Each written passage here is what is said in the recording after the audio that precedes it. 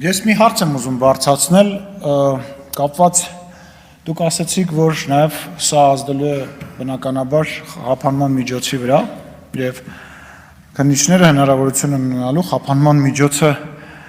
օրինակ կալանք որպես խափանման միջոց ընտրել, փորձել կիրառել։ Ես բնական է կարծում եմ այս օրենքը տեղին է եւ մենք պետք է խստացնենք, բայց ես դեմ եմ այն տրամաբանությանը, որը որ հաճախ փորձում է դրվել այս նման քայլերի մեջ, այն է խափանման միջոցի մասով հնարավորություն տալ քննիչին կալանքը օգտագործել։ Ես դիմում եմ բոլոր քննչական մարմիններին, մեր քննչական մարմնին, բոլոր իրավապահ մարմիններին եւ ուզում եմ տեղյակ պահել, որ անձամբ զբաղվելու եմ եւ հետեւելու եմ այն փորձին, որ մարդուն ուղակի բռնեն, տանեն, նստացնեն, միջև ինքը ինչ-որ մի բան, ինչ-որ մի տեղից գրի, պատմի եւ ասի։ Այդտենց կարա մեր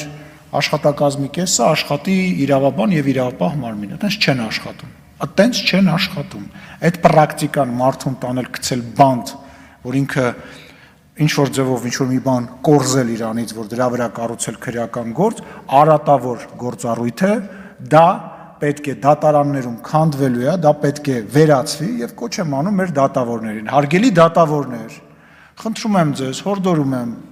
որ նման գործերով չբավարարել միջնորդությունները, անկախ թե ում է դա վերաբերվում, անկախ թե ում է վերաբերվի ամենա բան դեպքերին, մի արեք, եթե տեսնում եք, որ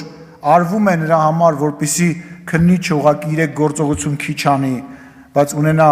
ինչ-որ մի փաստաթուղթ, որտեղ մարդը ինքը իր վրա ցուցմունք է տալիս կամ ինչ-որ բան է վերցնում, մի արեք։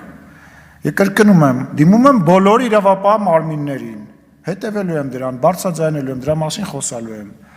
չանեք տենց բան։